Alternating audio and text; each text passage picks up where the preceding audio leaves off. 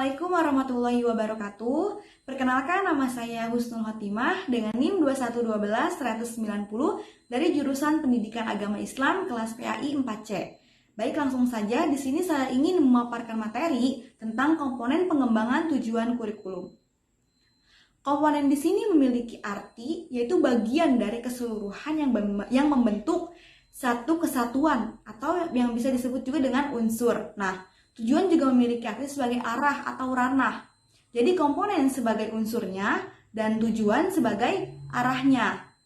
Dalam buku Perencanaan dan Pengembangan Kurikulum, karangan Dr. Muhammad Burso dan Dr. Iskandar MA, komponen tujuan kurikulum merupakan komponen pembentuk kurikulum yang berkaitan dengan hal-hal yang ingin dicapai atau hasil yang diharapkan dari kurikulum yang akan dijalankan dengan membuat tujuan yang pasti. Nah, hal tersebut akan membantu dalam proses pembuatan kurikulum yang sesuai dan juga membantu dalam pelaksanaan kurikulumnya agar tujuan yang diharapkan itu dapat tercapai secara efektif. Dalam kurikulum atau pembelajaran, tujuan ini memegang peranan yang sangat penting. Mengapa? Karena tujuan akan mengarahkan semua kegiatan pembelajaran dan juga memberi warna kepada setiap komponen kurikulum lainnya. Karena tujuan ini kan artinya dia mengarahkan, jadi dia memiliki peranan yang sangat penting. Nah, untuk materi yang kedua yaitu hierarki tujuan kurikulum. Hierarki tujuan kurikulum yang pertama yaitu ada tujuan pendidikan nasional atau TPN. TPN ini merupakan tujuan yang bersifat paling umum dan sasaran akhirnya itu harus dijadikan pedoman oleh setiap usaha pendidikan. Jadi TPN ini tujuan akhirnya itu atau sasaran akhirnya itu harus dijadikan pedoman.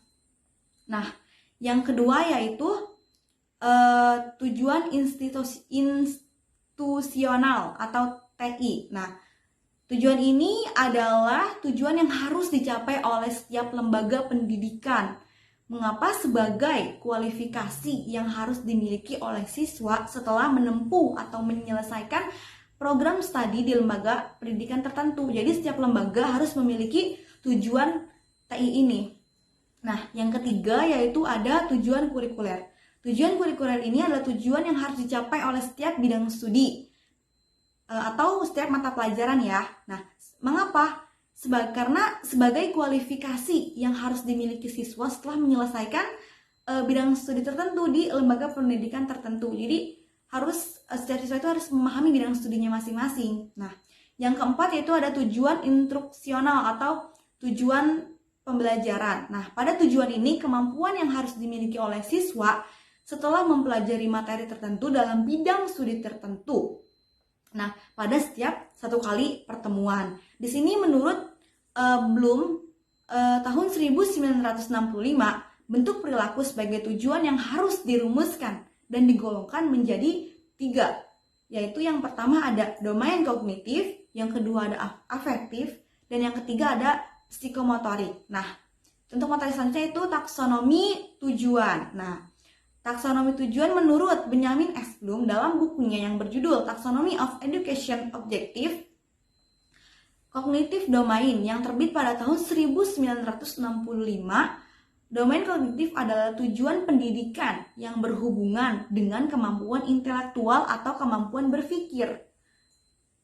Nah, di sini Benjamin S. Bloom menetapkan bahwa ada 6 tingkatan. Nah, yang pertama yaitu ada pengetahuan. Nah, pengetahuan di sini berarti kemampuan mengingat, kemampuan mengungkapkan informasi yang telah dipelajari. Nah, kemampuan ini merupakan kemampuan taraf yang paling rendah. Kemudian yang kedua yaitu ada pemahaman. Pemahaman adalah kemampuan untuk memberi arti pada suatu objek atau subjek pelajaran. Jadi dia mampu mendefinisikan karena dia udah paham. Yang ketiga yaitu ada penerapan. Nah, penerapan di sini berarti kemampuan untuk menggunakan konsep, prinsip, prosedur pada situasi tertentu. Nah, kemampuan ini lebih tinggi tingkatannya dari pengetahuan dan pemahaman. Yang keempat yaitu ada analisis. Nah, analisis di sini adalah kemampuan menguraikan suatu bahan pelajaran ke dalam bagian-bagian atau ke dalam unsur-unsur. Nah, serta berhubungan antara bagian dari bahan tersebut. Nah, yang kelima yaitu ada sintesis. Nah, sintesis ini kemampuan untuk menghimpun. Menghimpun apa? Menghimpun bagian-bagian dalam suatu keseluruhan yang bermakna, seperti merumuskan tema dan lain sebagainya. Nah, yang keenam yaitu ada evaluasi. Nah, evaluasi di sini adalah tujuan yang paling tinggi dalam domain kognitif. Mengapa? Karena tujuan ini berkenaan dengan kemampuan memberikan pertimbangan atau judgement terhadap sesuatu berdasarkan makna atau kriterianya. Jadi evaluasi ini memang dia itu yang paling tinggi gitu ini ya tingkatannya. Kemudian materi selanjutnya yaitu pengertian pencapaian indikator.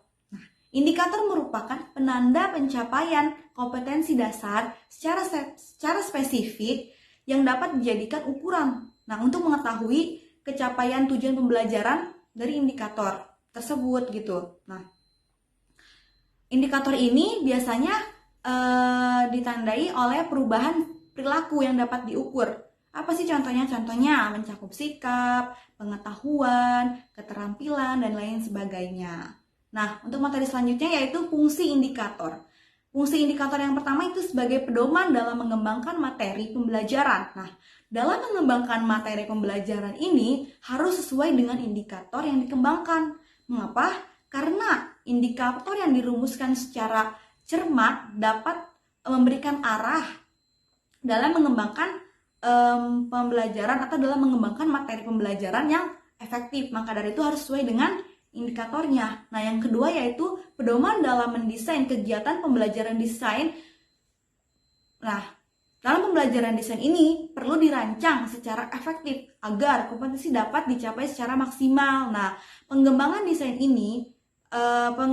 pembelajaran ini hendaknya sesuai dengan indikator yang dikembangkan, karena indikator dapat memberikan gambaran kegiatan pembelajaran yang efektif. Maka dari itu harus sesuai dengan indikator yang dikembangkan karena dapat memberikan gambaran untuk kitanya nanti. Yang ketiga yaitu pedoman dalam mengembangkan bahan ajar. Nah, bahan ajar ini perlu atau harus dikembangkan oleh guru. Kenapa? Karena guna menunjang pencapaian kompetensi peserta didik. Nah, pemilihan bahan ajar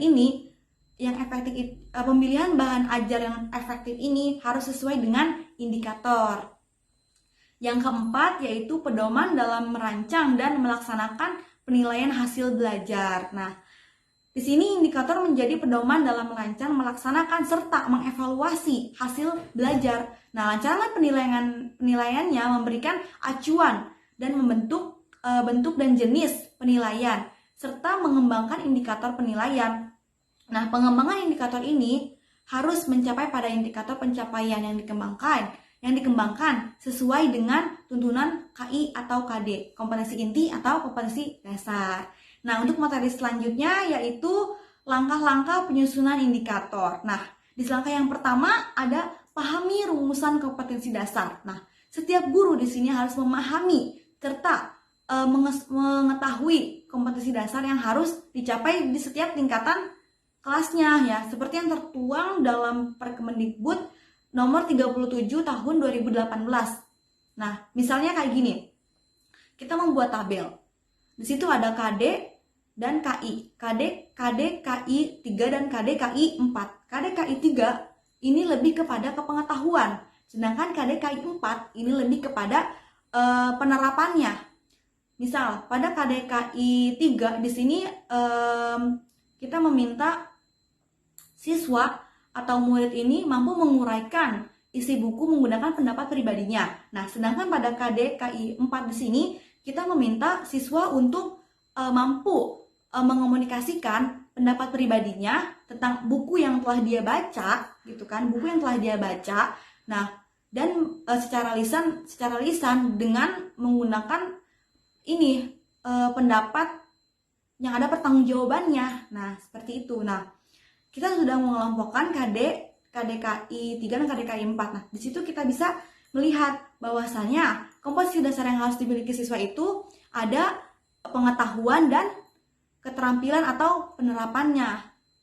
Nah, di situ setelah kita merumuskan itu, kita bisa mengetahui KDKI 3 itu lebih kepada pengetahuan dan KDKI 4-nya lebih kepada keterampilan atau penerapannya. Nah, untuk langkah yang kedua yaitu uraikan reaksi KD tersebut ke dalam komponennya. Nah, kita udah mengetahui KD ininya, kompetensi dasarnya. Nah, kemudian kita uraikan.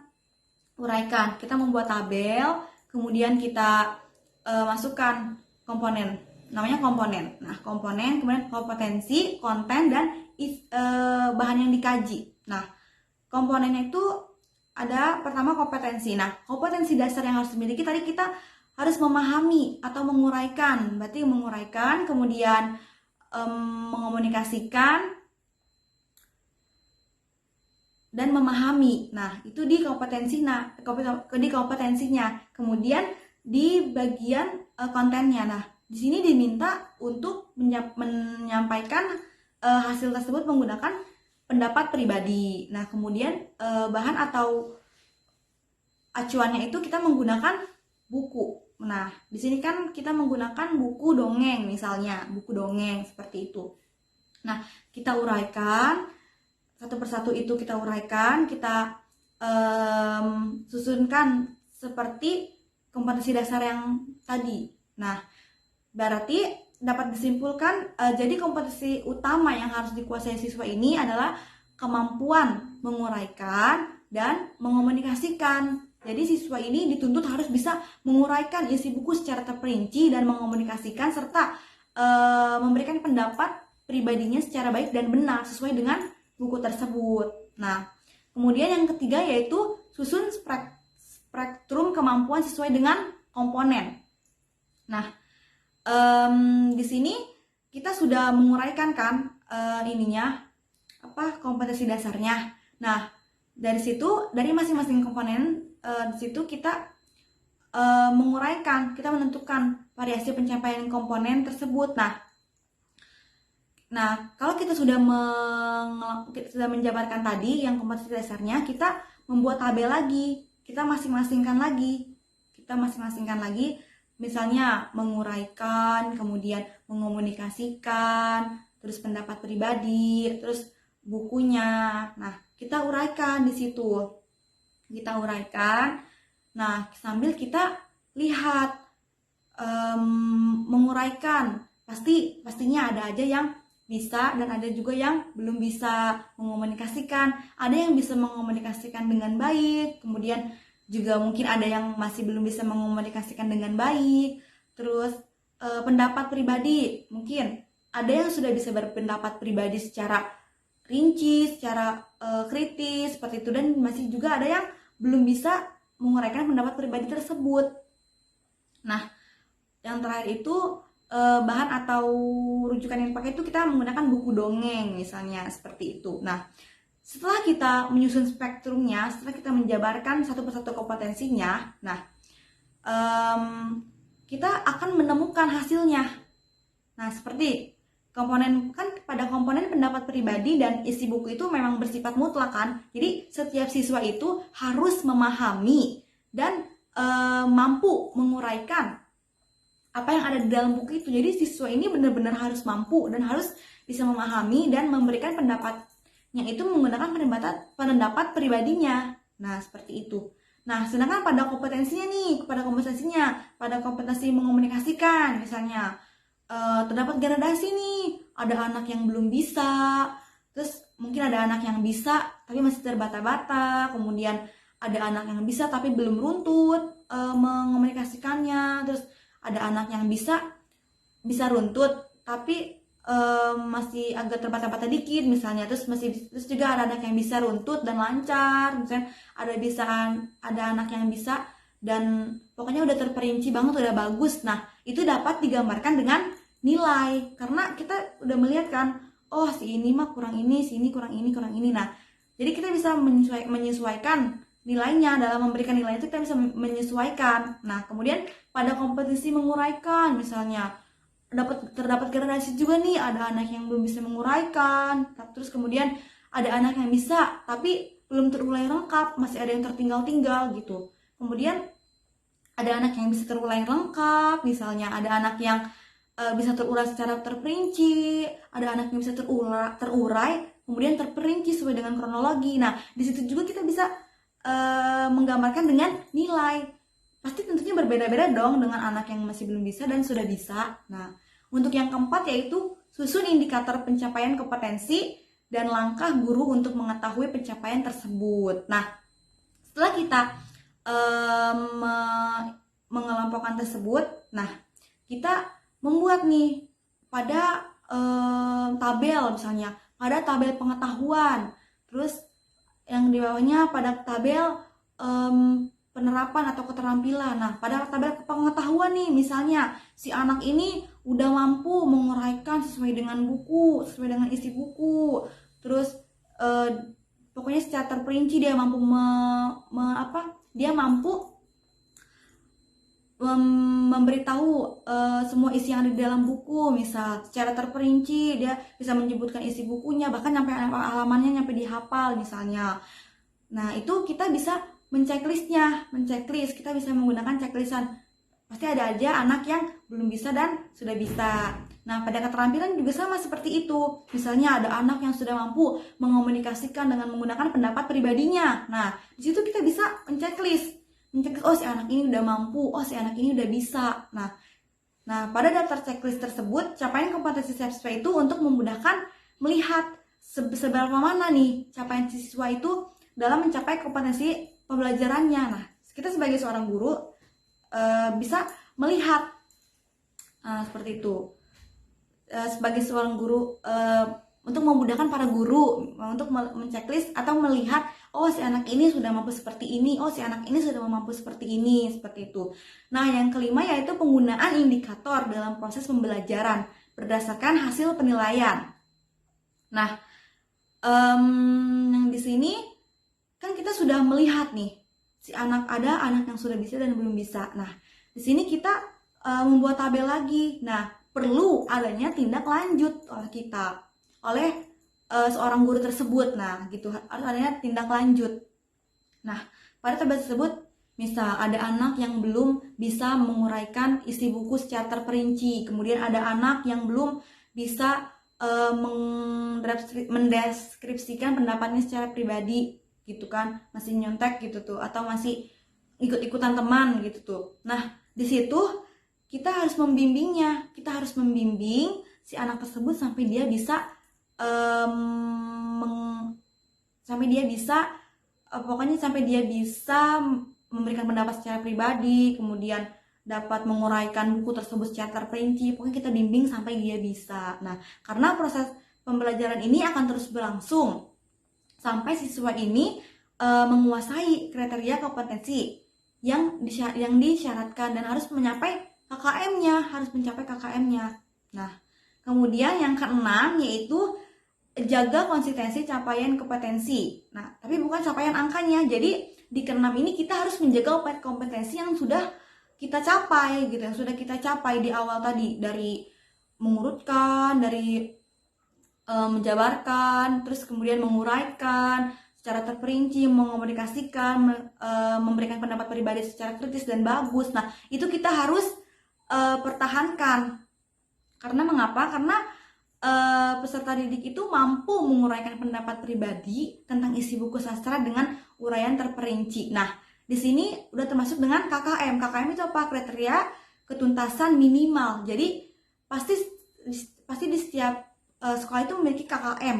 Nah, yang mana KKM itu ya harus bisa menguasai hal tersebut. Nah, jika ada siswa yang belum bisa menguasai hal tersebut, belum bisa mengomunikasikan secara baik dan menguraikan secara terperinci, maka siswa tersebut belum mencapai KKM. Nah, untuk materi yang selanjutnya yaitu cara merumuskan tujuan. Nah, cara merumuskan tujuan di sini menurut Robert F. Major dalam bukunya Preparing Instructional Objective. Nah, di sini memberikan petunjuk tentang cara merumuskan tujuan. Nah, yang pertama itu tujuan itu harus spesifik dan dinyatakan dalam bentuk tingkah laku. Nah, harus spesifik dan dinyatakan dalam bentuk tingkah laku. Nah, yang kedua yaitu harus dinyatakan dalam kondisi apa tujuan tentang tujuan yang dicapai itu. Jadi kita harus menyatakan tujuan ini dicapainya dalam kondisi apa. Nah, yang ketiga harus ditentukan kriteria tentang tingkatan keberhasilan yang harus dicapai oleh peserta didik. Nah, yang terakhir ada hendaknya menggunakan kata kerja yang operasional. Baik, mungkin hanya itu yang dapat saya sampaikan. Kurang dan lebihnya mohon maaf, karena saya masih dalam tahap pembelajaran. Wassalamualaikum warahmatullahi wabarakatuh.